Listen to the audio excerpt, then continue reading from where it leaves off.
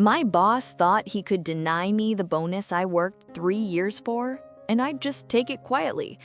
What he didn't know, I had built their entire financial backbone, and I had hidden the one clause that could bring it all crashing down. What followed was the sweetest revenge of my life. Hey everyone, welcome back to the channel. If you love hearing real stories where arrogant bosses, toxic coworkers, or greedy companies finally get the karma they deserve, hit that like button and subscribe. This one is a slow burn that turns into one of the most glorious takedowns you've ever heard. My name's Eleanor. I was 33 years old at the time, and to be honest, I wasn't living the glamorous life most people my age were sharing on Instagram. No beach vacations, no elaborate brunch photos, no girl boss aesthetic going viral. My life was code. Lines and lines of it stretching into nights and weekends until my eyes blurred and my wrists cramped.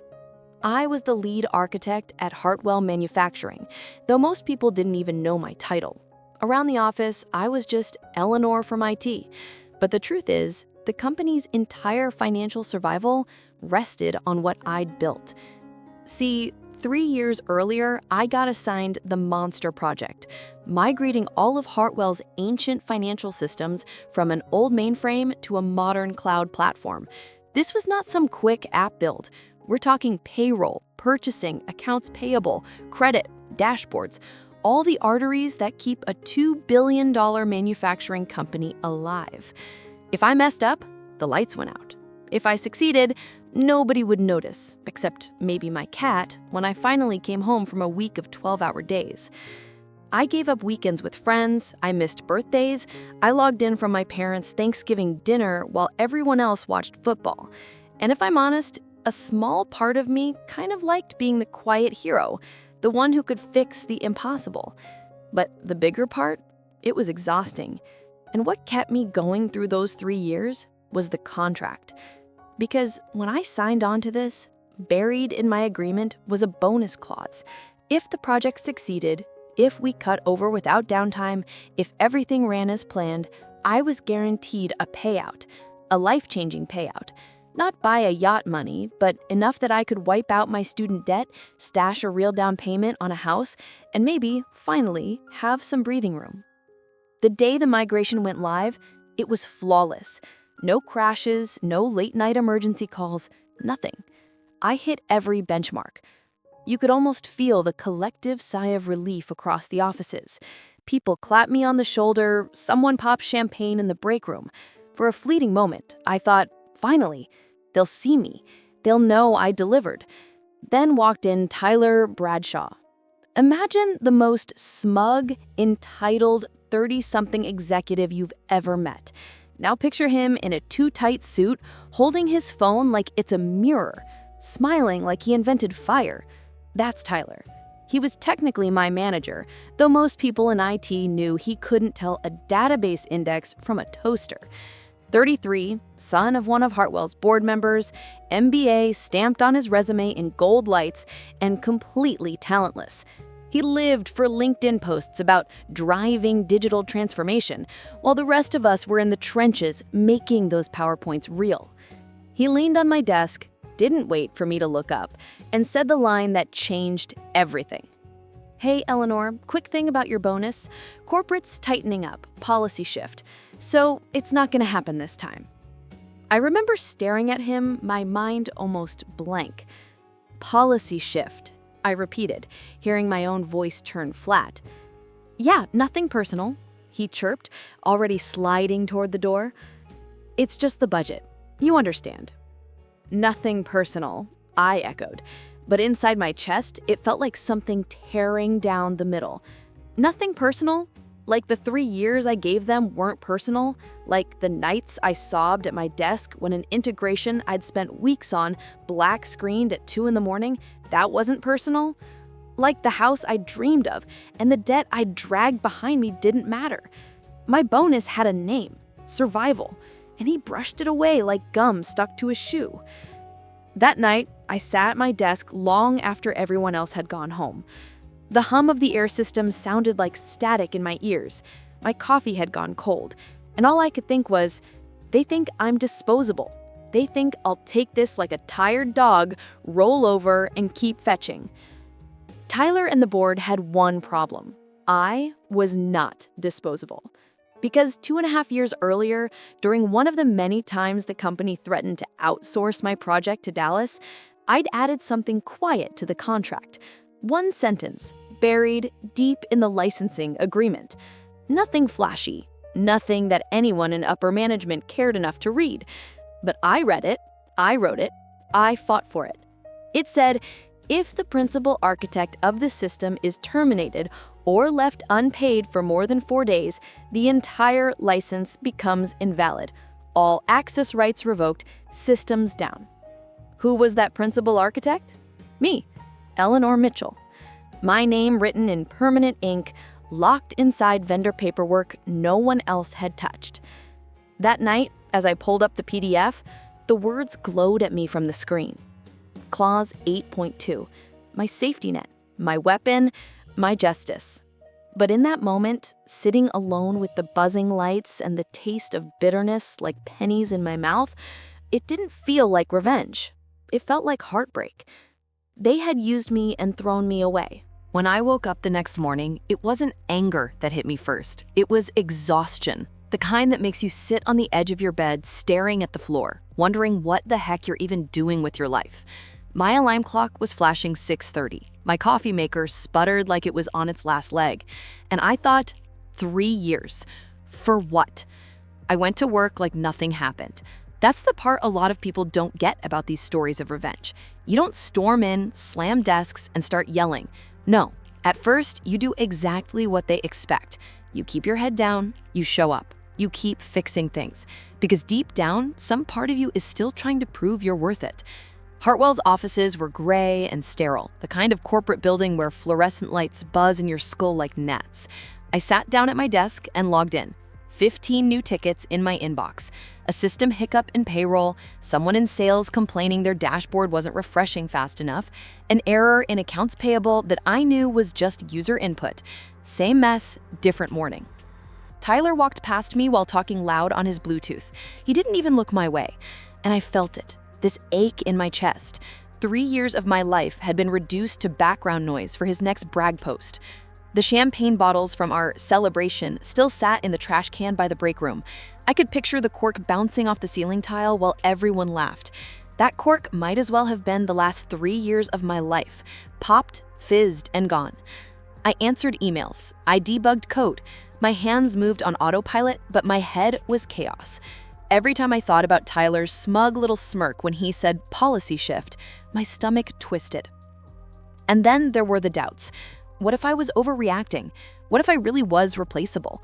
Sure, I knew the system better than anyone, but people get replaced all the time. Was I fooling myself by thinking I had leverage? I opened the contract again over lunch, scrolling to clause 8.2. Read it like a prayer. My name, my position, clear as day. The principal architect. That was me. Without me, the license evaporated into dust. Still, a clause on paper and a war in reality aren't the same thing. These companies have deep pockets, armies of lawyers, endless PR spin. I was one woman in her early 30s who owned more pairs of hoodies than dress shoes. That night, I tossed in bed, staring at the cracked ceiling of my apartment. My neighbor's dog barked at odd hours. I buried my face in the pillow and tried to imagine life if nothing ever changed. Work until I collapsed, dismissed whenever convenient, scraping by while my boss bought himself a new Tesla with daddy's money. The thought made me clench my fists in the sheets. Thursday morning, something shifted. Not anger, not revenge yet, clarity. A cold clarity, like stepping outside on a frosty morning and feeling the bite in your lungs. They had iced me out. First, my access to the digital transformation Slack channel vanished. No warning, just gone. I sat staring at the empty screen like I'd been erased. Then my recurring invites to technical syncs disappeared, one by one, like watching doors close in my face. It was deliberate. They were phasing me out. End of project, end of me. But every report still relied on my code. Every dashboard they bragged to investors about had my fingerprints all over it. They couldn't run a calculator without my stored procedures humming in the background. I opened Excel and typed critical dependencies ERP v4.2. Then I started listing. Payroll, my scripts. Financial close, my stored procedures. Accounts payable automation, mine. Data pipeline for the board dashboards, mine. By lunch, I had 63 critical systems written down. By evening, 81. Each one with a note, failure condition without license. Some would collapse in 4 days, some in hours. I sat staring at that spreadsheet long after the office emptied. The building hummed like a refrigerator, quiet but alive. I thought about Emily, my niece, who wanted to study engineering. The way her face glowed when she told me she got into her first choice program. I promised I'd help her with tuition. That bonus was supposed to make good on my promise. Without it, I was just another broke 30-something trying to stay afloat. I decided then I wasn't letting them walk all over me. The first shot I fired wasn't a dramatic confrontation. It wasn't me marching into Tyler's office. It was a quiet email, 4 sentences, to Patricia Morrison, Hartwell's legal counsel, sharp, thorough, and, lucky for me, the CEO's niece. Subject, FYI potential licensing issue. I attached the contract, highlighted clause 8.2, and told her to confirm compliance risks. Hit send. Then I went fishing that weekend. Not metaphorical fishing, actual fishing. Sat in my little boat with the sun on my shoulders, line in the water, not expecting a catch, just waiting. Sometimes you bait the hook and you don't yank it right away. Sunday evening, I came back, checked my inbox, and saw it. Patricia had read the contract. She hadn't replied to me directly, but I knew. The storm was coming. Monday morning was too quiet. Reports ran fine. Dashboards refreshed. But I felt the tension in the air like static. At 9:47 a.m., they removed me from another channel. At 10, my desk phone rang once and went dead. By 10:15, I knew Tyler thought locking me out would keep me from pushing back. And that's when it hit me. He has no idea the bomb he's sitting on. By Tuesday, the first thing started to fail. A complaint. CFO didn't get his report. Then another. Dashboards blank. IT calls lit up. By noon, half the company was in panic mode. And I just sat there with my chipped coffee mug, tasting burnt coffee, watching the dominoes fall. I wasn't celebrating yet, though. Inside, it was a war zone. My heart raced every time I got a new email. My hands shook when I typed. Doubts chased me through hallways. Would they call my bluff? Could they force the vendor to back them instead of me? And then Patricia's email hit all staff. Just one line. This is a licensing breach, not a technical issue. Boom. Like dropping a grenade in the boardroom. Suddenly, it wasn't an IT glitch. They couldn't spin it that way. This was law, contract law, and I held the pen.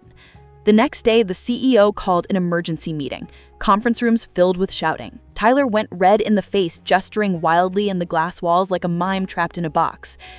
Patricia, calm and professional, slid the contract across the table to the CEO like presenting evidence at trial. I wasn't invited to that meeting. I didn't need to be, because I had already won the opening hand. I'll never forget the moment it clicked. It was late Thursday afternoon, 3 days into the breach, and the office atmosphere felt like a hospital waiting room. Dead silent, but with this undercurrent of panic, like people were holding breaths waiting for the bad news. I sat at my desk, sipping the world's worst coffee, hands folded over my notebook, listening to the shuffle of frantic executives in the glass rooms down the hall. I had no Slack access, no meeting invites, no budget authority. According to Tyler, I had no power. But I had something better: leverage. For 2 nights straight, I hadn't really slept. One minute, I was pacing my living room, running through every scenario, heart hammering. The next, I was back at my laptop, scrolling again to clause 8.2 like a moth circling a flame. It wasn't a bluff. It wasn't a maybe. The company was in violation. Payroll was already on borrowed time. Investor reporting was frozen. Insurance was asking questions. The walls were closing in on them. And for the first time in days, I felt it. Calm. I can't describe the shift except to say 1 second my hands were shaking with anxiety, and the next everything slowed. Breathing steadied, my mind focused. The desperation drained away and left something sharper. Not anger, not gloating, just clarity. They cut me out. They denied me. They thought I was disposable, but the systems said otherwise. And if I played this right, I could change everything. That night, I opened a blank document and typed reinstatement terms. I stared at the cursor blinking on the screen, whispered under my breath, "Okay, Eleanor, what's it really worth?" I thought about it long, not just the bonus they owed me. It wasn't really about that anymore. It was about every late night, every holiday missed, every time Tyler called my work his idea. It was about 3 years of invisible labor, thanked with a fake smile and a dismissal. So I started with the basics. Full payment of bonus. That part was non-negotiable. They'd promised it. They owed it. Then I added penalty for breach. I typed 40%. My heart thudded as I did it. A number like that would make them choke. Good. Let them taste their arrogance. But money wasn't enough. Money disappears. Respect sticks. Immediate option to retire plus consultant status. No more being trapped under Kyler. If they wanted continued access to me, it'd be on my schedule, my rate. And finally, the one that mattered most to me deep down, written recognition.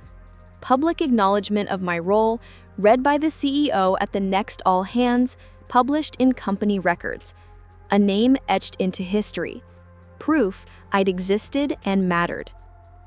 I wrote it all out, staring at that page. 4 bullet points, clean and clear. At the bottom, I typed the number, $627,000. My throat went dry just looking at it. That was more than I'd ever seen in one place in my life. It didn't feel real, like Monopoly money, but every part of me said, don't flinch. Make them feel it. I set the doc aside, then poured 2 fingers of whiskey, even though I wasn't usually a whiskey girl. Sat on my porch in the cool night, listening to the hum of distant traffic, and tried to imagine the meeting where they'd see my terms. Tyler's pale face, the CFO's sweating bullets, the CEO's hand tightening on his pen. I almost smiled. Almost. The next morning at 6:15, my phone started buzzing. Not my work cell, my personal phone. The number maybe 5 people at the company ever had. I didn't answer, made coffee instead, scrambled some eggs, let the phone scream with call after call, voicemail after voicemail.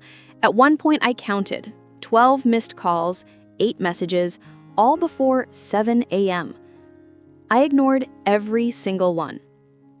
By 7:47, a text from Patricia popped up. They want to meet at 9. Your attorney can come in by video.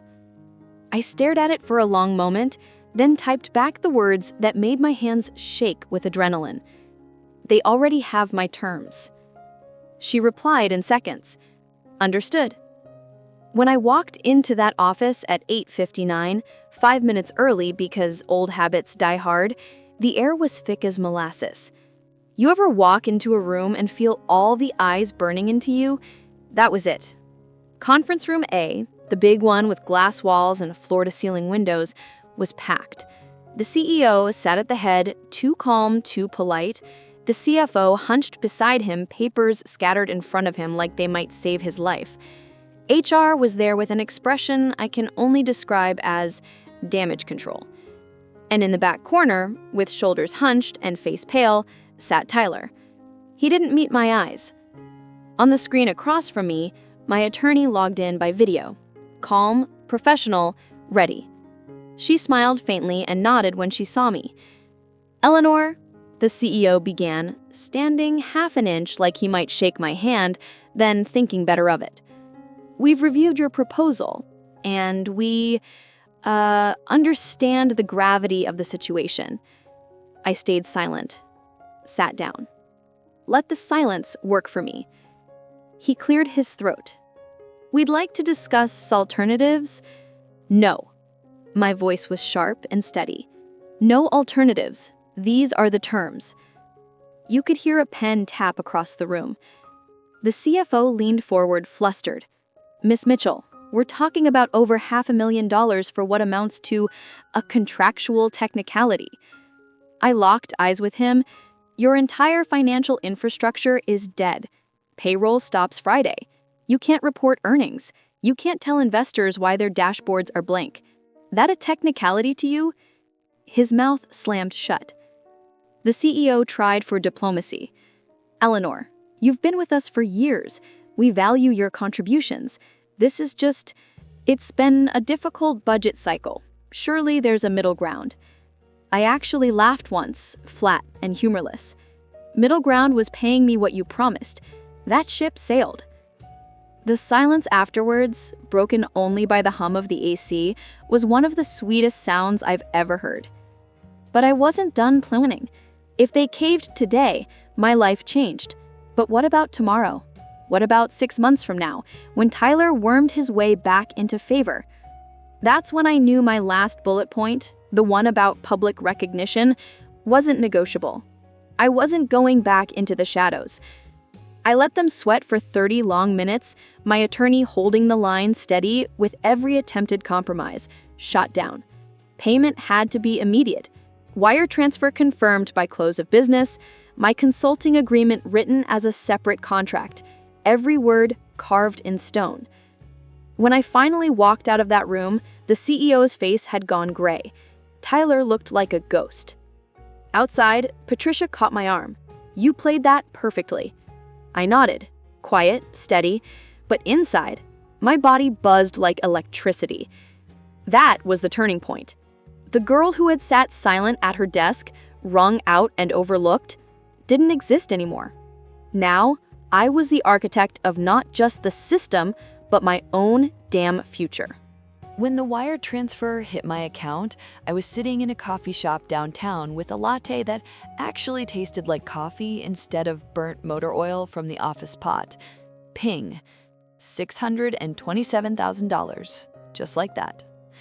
I stared at my phone, thumb hovering, almost afraid to breathe. For a second, my brain told me it was fake, a glitch, a number that couldn't possibly belong to me. Then the reality sank in, and I felt this mixture of relief and adrenaline wash through my body so strong, it almost made me laugh out loud. 3 years of backbreaking work, 3 years of being dismissed, 3 years of policy shift excuses and watching Tyler smirk his way up the ladder, all boiled down to this number glaring up from my screen. But here's what made me smile the most. The system was still down. Payroll, frozen, like a deer in headlights. Dashboards, dead screens. Reporting, black holes. They had paid me. They had caved. But what they didn't understand was that wiring me money didn't make the system magically pop back to life. You don't just flip a switch on something that complex. Someone had to rebuild authentication keys, work with the vendor to restore the license, validate every integration point. And who was the only person who could do all that? Me. So, when my phone rang again that evening, vibrating on the table until other customers gave me side-eyed dirty looks, I knew without even checking who it was. The CEO. It was 6:47 in the evening when his number flashed across my personal cell. Not my work phone, my personal phone. The one reserved for family, close friends, maybe 3 people at Hartwell who mattered. I let it ring twice before picking up. "Eleanor," he breathed out, voice tight and strained. "What will it take?" For a beat, I didn't say anything. Just drink my coffee, savoring the bitter warmth. "What will it take for what?" I asked, voice calm, almost bored. "To turn it back on. Get the system working before tomorrow's board meeting at 9. The tiniest part of me wanted to laugh.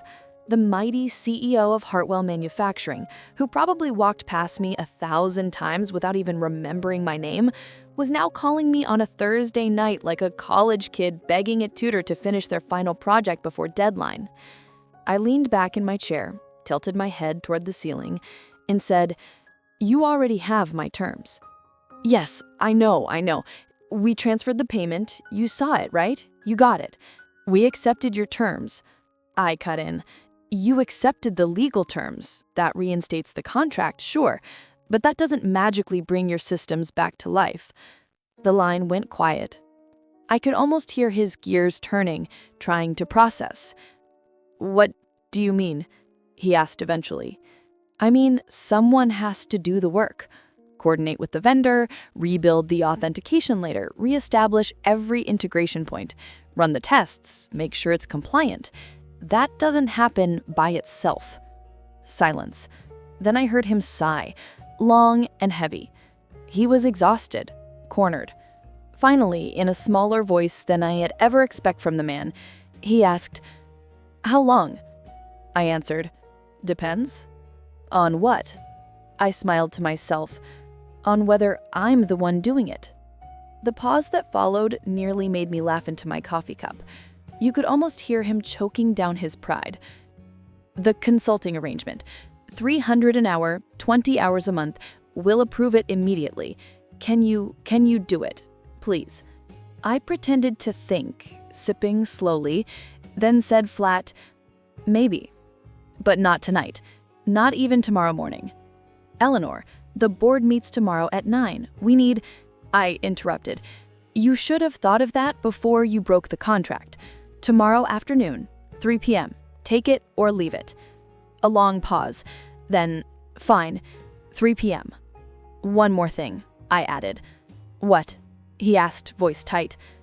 "Tyler's not in the room when I do it. Not on the calls, not even nearby. I deal directly with Patricia and IT. That's it. He's completely cut out." He didn't even argue, just a weary, "Done." Click.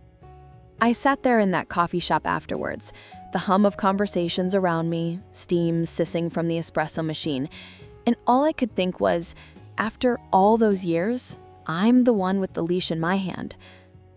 Friday morning dawned bright, one of those crisp days where the sky feels too blue for how tense you are inside.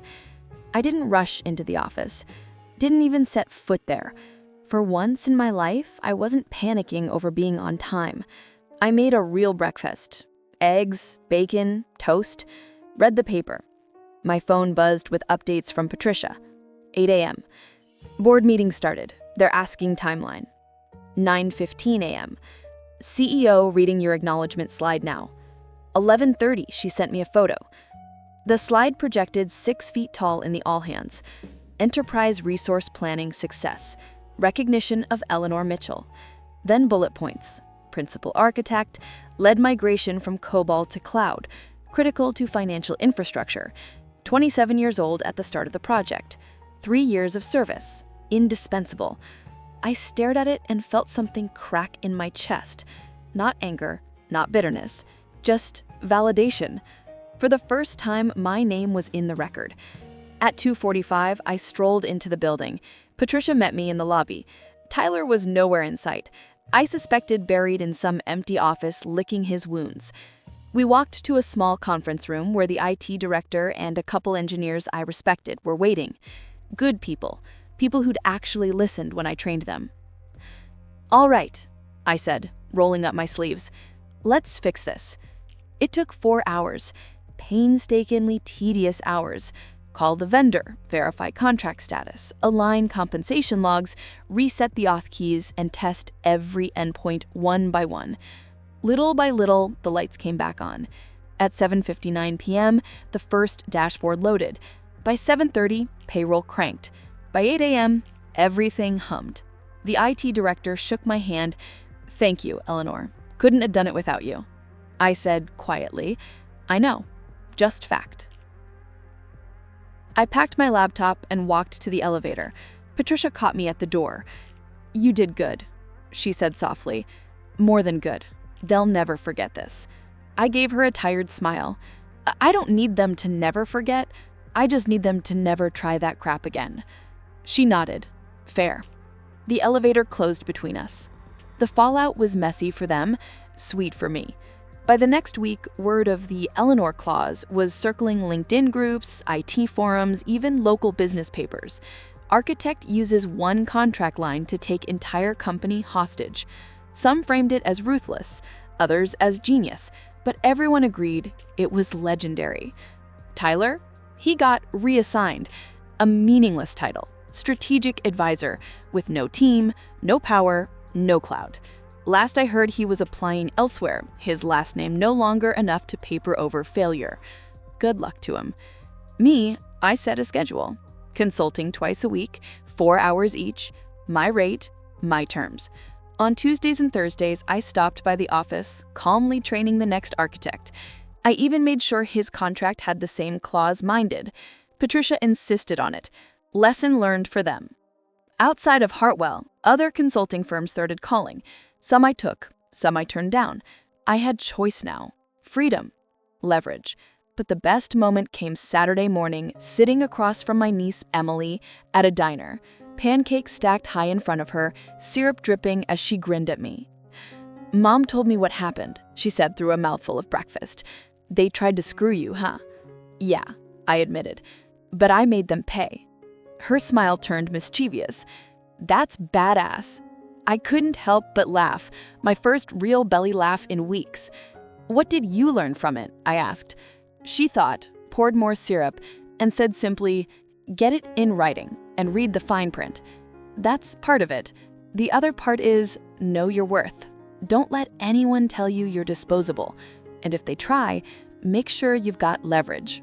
She nodded, serious now, and for the first time in a long time, I felt hopeful, not just for me, but for her, because I realized this wasn't just revenge. It was a roadmap. A reminder that loyalty in corporate America is a one-way street, and that the quiet ones in the corner, we aren't weak. Sometimes we're just waiting for the chance to flip the switch. These days, I fish more. I sleep better. I finally bought that boat I'd been eyeing. And every time I step into Hartwell's server room for my consulting hours, I see the system I built humming along, my name in the documentation where it belongs. That's not revenge. That's record keeping. That's justice. So yeah, my boss tried to deny me a bonus. He thought I was disposable. He learned the hard way what happens when you underestimate the architect who holds the keys. And I'll tell you this, it wasn't about the money, though the money didn't hurt. It was about knowing once and for all that I couldn't be erased. If you stuck around this far, thank you. Stories like this remind us all, know your worth and don't let anyone cheat you out of it. If you enjoyed hearing how this played out, give this video a like, subscribe for more long-form revenge stories, and drop a comment about the worst boss you've ever had. Who knows, maybe your story's next.